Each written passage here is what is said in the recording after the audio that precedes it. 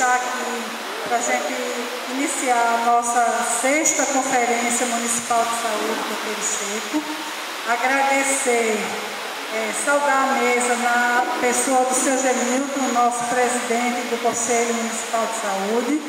Agradecer a todos o esforço, num dia como hoje, debaixo de muita chuva, que está atrapalhando até a composição, a presença das pessoas aqui na conferência, e agradecer de todo o coração a presença dos trabalhadores e de alguns membros da comunidade que estão aqui presentes.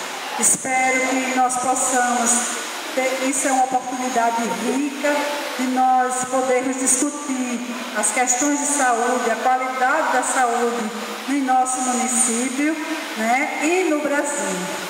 Agradecer também a presença da Catarina, o empenho dela de se desdobrar, porque esse mês e o mês passado foram mês de conferência em todos os municípios, e ela se dispôs de pronto quando nós a convidamos a vir aqui. Muito obrigado.